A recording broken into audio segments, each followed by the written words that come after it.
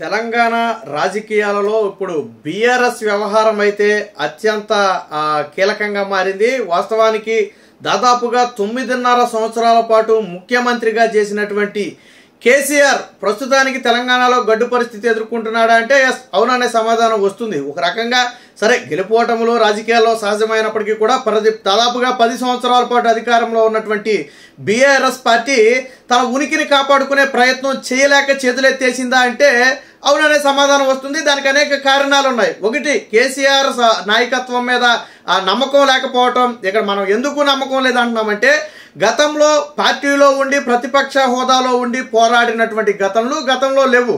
BRS పార్టీని గతంలో TRS పార్టీగా ఎప్పుడో ప్రారంభించినప్పటికీ కూడా ఆ రాష్ట్ర విభజన తరువాతే దీని ఉనికి అనేది మొత్తానికి తెలిసిన పరిస్థితి. ఎప్పుడైతే రాష్ట్ర విభజన జరిగిందో ఆ తర్వాత కంటిన్యూగా రెండు సార్లు వీళ్ళే అధికారంలో ఉండటంతో వీరికి ఏంటంటే ప్రతిపక్షం నుండి పోరాడే అవకాశం ఇప్పటి వరకు రాలా. బట్ రాజకీయాల్లో ఎల్లప్పుడూ ఒకరే గెలవడం అనేది సాధ్యపడే విషయం కాదు. మరి ఎందుకు కేసీఆర్ ఉద్యమ సమయంలో ఉన్నటువంటి పట్టుదల ఇప్పుడు లేదు అంటే పరిస్థితులన్నీ కూడా కేసీఆర్కి వ్యతిరేకంగా మారాయి. అన్నిటికీ మించి కవిత, ఎవరైతే కేసీఆర్ కుమార్తె కవిత ఉందో, లిక్కర్ స్కామ్లో అరెస్ట్ అయి నేటికి కూడా బయటికి రాలేని పరిస్థితి. ఇదే సమయంలో ఓటమి తరువాత బీఆర్ఎస్ పార్టీ నాయకులు ఒక్కొక్కరిగా ఆ పార్టీ నుంచి పక్కకు తప్పుకోవటం, రాష్ట్ర పార్టీగా ఉన్నటువంటి టీఆర్ఎస్ను జాతీయ పార్టీగా మార్చి నేను దేశంలోనే చక్రం తిప్పుతానన్నటువంటి కేసీఆర్ ఇప్పుడు బీజేపీలో కానీ కాంగ్రెస్లో కానీ విలీనం కాక తప్పని పరిస్థితి వచ్చిందా అంటే అవుననే సమాధానం వస్తుంది. వాస్తవానికి కాంగ్రెస్ పార్టీ కంటే కూడా బీజేపీలో విలీనానికే మొగ్గు చూపుతున్నట్టుగా తెలుస్తుంది. ఎప్పటికే కేంద్రం నుంచి కూడా అందుకు సంకేతాలు అందాయి. గతంలో కూడా హరీష్ రావు, కేటీఆర్లు తరచూ ఈ మధ్యన ఢిల్లీ వెళ్ళి వస్తున్నారు. ఎందుకు వెళుతున్నారు అంటే బీజేపీ నేతలు కలవడానికి. డైరెక్ట్గా హోంమంత్రిని కానీ ప్రధానమంత్రిని కానీ కలవకపోయినప్పటికీ కూడా కొంతమంది ఆర్ఎస్ఎస్ నేతలతో పాటు ఒక కీలక గవర్నర్, ఒక రాష్ట్రానికి చెందినటువంటి ఒక గవర్నర్ ఇందులో కీలక పాత్ర పోషిస్తున్నాడు. సో మొదటి దఫా చర్చల్లో పెద్దగా ఫలితం లేకపోయినప్పటికీ కూడా రెండో దఫా చర్చల్లో కొంత పురోగతి అయితే కనిపించినట్టుగా తెలుస్తుంది. అంటే కొన్ని మీడియా కథనాల ప్రకారం బీఆర్ఎస్లో విలీనం చేస్తే, బీఆర్ఎస్ను బీజేపీలో విలీనం చేస్తే ఏంటి వారికి లాభం అనే దాని మీద అడిగిన నేపథ్యంలో కేసీఆర్కి అయితే ఒక గవర్నర్ పదవి, అలాగే హరీష్ రావుకి తెలంగాణ బీజేపీ అధ్యక్ష బాధ్యతలు అప్పగించడానికి ఓకే అన్నట్టుగా తెలిసింది. మరి ఇక్కడ కేటీఆర్ భౌతివ్యం ఏంటి? కేటీఆర్ ఏంటంటే కేటీఆర్కి ఎటువంటి హామీ దక్కలేదు. ఒక రకంగా ఏంటంటే కేటీఆర్నే కీలకంగా కేసీఆర్ ముఖ్యమంత్రిగా చేయాలని చెప్పి గతం నుంచి కూడా విశ్వ ప్రయత్నం చేస్తున్నాడు. ఒకనొక దశలో దాదాపుగా మధ్యలోనే రెండవ దఫా సీఎంగా ఎన్నికైన సమయంలోనే మధ్యలోనే కేటీఆర్ని ముఖ్యమంత్రి చేసేస్తున్నారు అన్న స్థాయిలో ఒక ఊపు కూడా తెచ్చేశారు.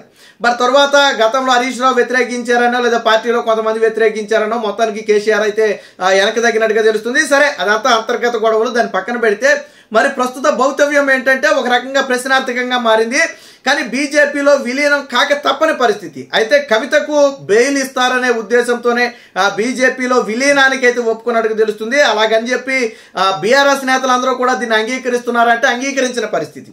ఎందుకంటే రాజకీయాల్లో ఎప్పుడు కూడా రోజులు ఒకేలాగా ఉండవు. ఈ రోజు ఓడిపోయి ఉండొచ్చు, బట్ కానీ 5 ఏళ్ల పాటు కేసీఆర్ గారు నిలబడగలిగితే ఏమో తరువాత మళ్ళీ అధికారంలోకి వచ్చినా రావచ్చు, ఆశ్చర్యపోవాల్సిన అవసరం లేదు. కానీ కేసీఆర్ ఇక్కడ నిలబెట్టుకునే సమర్థత లేదు. ప్రతిపక్ష హోదాలో నిలబడి పోరాడే సమర్థత అంతకంటే లేదు. ఇంకో పక్క రేవంత్ రెడ్డి తెలంగాణలో వేటాడేస్తున్నాడు. ముఖ్యంగా ఏదైతే ఫోన్ ట్యాపింగ్ వ్యవహారం ఉందో, దాంతోపాటు కాళేశ్వరం వ్యవహారం ఉందో, వీటన్నిటి మీద కూడా రేవంత్ రెడ్డి సర్కారు ఒక రకంగా వేట మొదలుపెట్టింది. సో వారి నుంచి తప్పించుకోవాలి అంటే ఖచ్చితంగా బీజేపీ పంచిన చేరాల్సిన పరిస్థితి. వీటన్నిటికీ మించి కవిత బెయిల్ విషయంలో ఖచ్చితంగా బీజేపీ సహాయ సహకారాలు తప్పని పరిస్థితి అనేది వాళ్ళకి ప్రధానంగా వినిపిస్తున్నటువంటి వాదన. ఇది బీజేపీ అంగీకరించిందా లేదా అనేది మనం ప్రత్యక్షంగా చెప్పలేం. కానీ కొంతమంది ఆర్ఎస్ఎస్ నేతల ద్వారా చర్చలు అయితే జరుపుతున్నట్టుగా తెలుస్తుంది. ఈ విషయంపై కాంగ్రెస్ ఇప్పటికే తీవ్ర విమర్శలు చేస్తుంది. సరే, దానికి బీజేపీ కూడా కౌంటర్ ఇచ్చింది అనుకుంటే లేదు కాంగ్రెస్లోనే విలీనం చేస్తున్నారు, వాళ్ళకి ఆ పదవి అని చెప్పి బీజేపీ విమర్శించింది. బట్ అయితే తెలంగాణ బీజేపీ నాయకులు చెప్పే మాటలకు జరుగుతున్న కింద క్షేత్రస్థాయి వాటికి పొంతం లేకుండా మరి ఎందుకు హరీష్ రావు కానీ కేటీఆర్ కానీ ఢిల్లీ పదే ఎందుకు వెళ్ళారు, ఎవరిని కలిశారనే ప్రశ్నకు బీజేపీ నేతల నుంచి సమాధానం లేదు. కలిసింది బీజేపీ నేతల్ని. మధ్యలో ఒక వ్యక్తి గవర్నర్గా ఉన్నటువంటి ఒక కీలక వ్యక్తి ఈ వ్యవహారాన్ని మొత్తాన్ని కూడా అంటే ఇటు మోడీకి ఇటు కేసీఆర్కి మధ్యవర్తిలాగా వ్యవహరించి ఇరుపక్షాలను సముదాయించే ప్రయత్నం చేస్తున్నట్టుగైతే తెలుస్తుంది.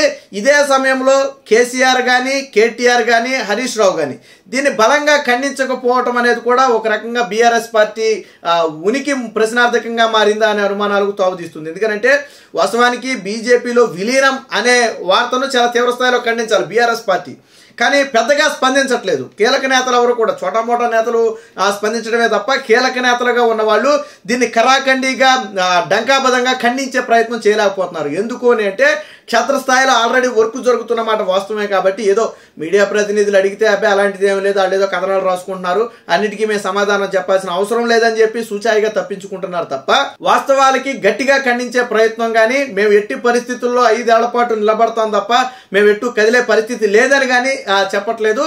ఇక అన్నిటికీ మించి కవిత విషయంలోనే ఒక అడుగు వెనక్కి తగ్గాల్సి వస్తుందని తెలుస్తుంది. అయితే ఈ నెల 28వ తారీఖున 26వ తారీఖున మొత్తానికి కవిత బెయిల్ పిటిషన్ అయితే విచారణకు రాబోతుంది. ఒకవేళ ఈసారి గన కవితకు బెయిల్ వస్తే బీజేపీలో బీఆర్ఎస్ పార్టీ విలీనం అనేది కొంతకాలం హోల్డ్ అయ్యే అవకాశం ఉంది. ప్రధానంగా వీళ్ళు ఎందుకు ఇక్కడ ఒక అడుగు వెనకేయాల్సి వచ్చింది బీఆర్ఎస్ నేతలు అంటే ఖచ్చితంగా కవిత గురించి అని చెప్పుకోవాలి మనం.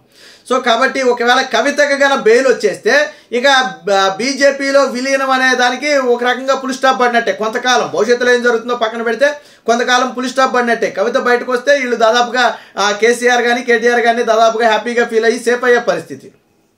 బట్ అలాగని చెప్పి మరి ఇతర అంశాల్లో తప్పించుకుంటారంటే కష్టమే. నేను ఇందాకే చెప్పా, ఫోన్ ట్యాపింగ్ వ్యవహారం మొదలు పెడితే కాళేశ్వరం వరకు అనేక స్కాములు అనేవి వీళ్ళని వెంటాడుతున్నాయి.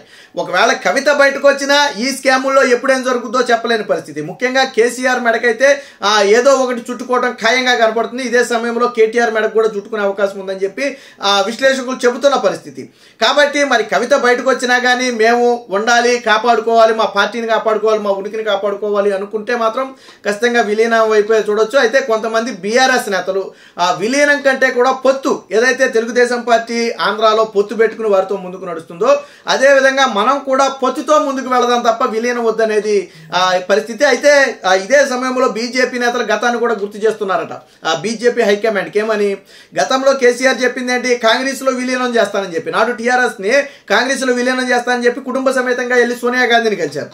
సరే గెలిచిన తర్వాత ఈయనేదో నన్ను ముఖ్యమంత్రి అభ్యర్థిగా ప్రకటించమని అడగటం, దానికి కాంగ్రెస్ అధిష్టానం తిరస్కరించడం ఇదంతా తెలిసిందే. సార్ ఎప్పుడైతే తిరస్కరించారో నాకు ముఖ్యమంత్రి అభ్యర్థి అవ్వకపోతే ఇక నాకెందుకు, ఉంటే ఏంటి ఊడితే ఏంటని తెగేసి ముందుకు రావటం, అనుకోకుండా ప్రజలు కేసీఆర్ రాష్ట్రాన్ని తెచ్చాడు అన్న ఉద్దేశంతో నాడు సెంటిమెంట్ ఏ స్థాయిలో ఉండదో మనందరికీ తెలుసు, తెలంగాణ సెంటిమెంట్.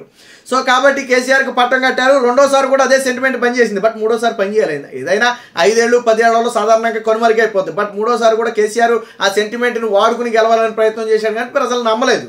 సో కాబట్టి అలాగే విలీనం చేస్తారని చెప్పి కేసీఆర్ చేయలేదు. కాబట్టి ఇప్పుడు బీజేపీలో కూడా చేస్తాడు అంటే మనం నమ్మలేం. పొత్తుకైతే ఎట్టి పరిస్థితుల్లో అంగీకరించొద్దని చెప్పి బీజేపీ అధిష్టానం అంటుంటే, లేదు పొత్తుతోనే ముందుకెళ్దామని చెప్పి బీఆర్ఎస్ నేతలు అంటున్నట్టుగా తెలుస్తుంది. ఏది ఏమైనా మొత్తానికి తెలంగాణలో కేసీఆర్కి అయితే గడ్డు పరిస్థితులు వచ్చాయి. పార్టీని విలీనం చేయకపోతే నిలబెట్టుకునే పరిస్థితి లేదు అనేది ఇప్పుడు ప్రధానంగా వినిపిస్తున్నటువంటి వాదన.